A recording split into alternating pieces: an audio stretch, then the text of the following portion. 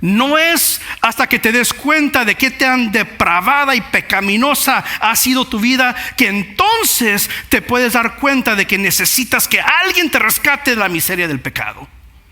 Mientras que estés viviendo negando que estás en pecado, jamás vas a pensar que necesitas la salvación de Dios.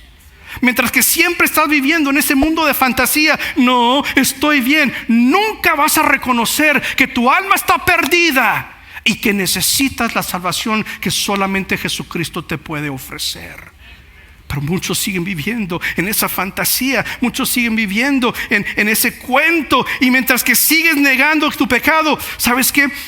Estás desaprovechando el perdón que Jesús te ofrece. Entre más dices no necesito el perdón, entre más dices no estoy viviendo en pecado, no hay pecado en mí, más y más estás desaprovechando el verdadero perdón y la verdadera vida que Dios te ofrece a través de su Hijo Jesucristo. Y de hecho todo el mundo sabe esto, los alcohólicos anónimos, drogadictos, que el primer paso hacia la rehabilitación, ¿qué es? Aceptarlo, admitir que tienes un problema. Eres pecador. Admítelo. Eres pecador. Y si no llegas a ese momento en que tú puedas admitir y confesar, he pecado contra Dios, he ofendido a Dios, jamás vas a reconocer tu necesidad por la salvación de Jesucristo y seguirás viendo en ese mundo de fantasía. Y yo sé, yo entiendo, yo sé, no es agradable, no es nada cómodo. Confesar o admitir que hemos pecado causa vergüenza, causa pena. Admitir que has pecado, admitir que has ofendido a Dios es algo que sí, te sientes mal, no sabes qué va a pasar enseguida. Pero aquí es donde entra el versículo 9 donde Juan dice, eres pecador y tienes que admitirlo. Y tranquilo, no te preocupes, porque fíjate, versículo 9: si confesamos nuestros pecados a Dios, Él es fiel, Él es justo para perdonarnos todos nuestros pecados y limpiarnos de toda maldad. No tienes que preocuparte.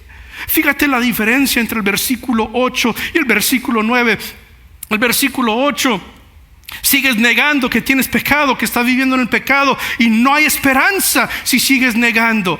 No hay salida, no hay vida, no hay luz en tu vida si sigues negando que estás pecando. Pero el versículo 9: pero si confesamos, no te condena, no te ignora, no te hace a un lado. Pero si confesamos, Él es fiel, Él es justo, nos perdona nuestros pecados y nos limpia de toda maldad. No tienes que seguir viviendo en el pecado. Estás en las garras del pecado y el pecado no te permite vivir la vida que realmente Dios diseñó para ti. Y entre más sigues negando que hay pecado en tu vida, más y más estás desaprovechando y malgastando la vida de propósito, la vida verdadera que Dios diseñó para ti. Y para esto entonces llego a la idea principal de este mensaje.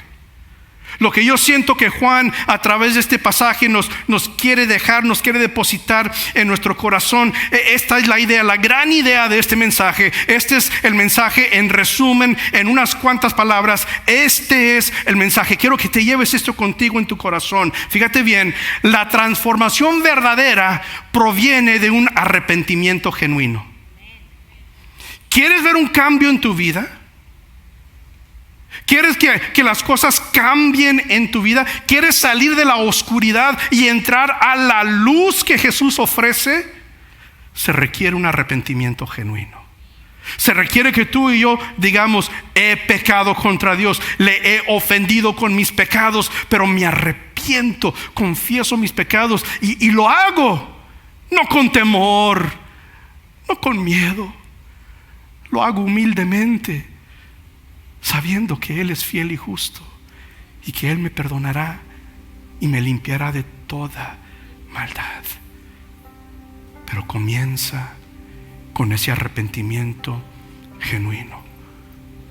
Muchos te van a querer decir: no te preocupes, Dios te ama tal como eres, no tienes que cambiar nada, nada más sé buena persona y todo va a estar bien, no pasa nada. ¿Sabes qué? Yo afirmo que Dios te ama tal como eres. Eso es cierto. Pero también, fíjate bien, Dios te ama demasiado suficiente para no dejarte tal como eres, sino que Él te quiere cambiar. Él te quiere cambiar. Te acepta como eres, pero te quiere cambiar.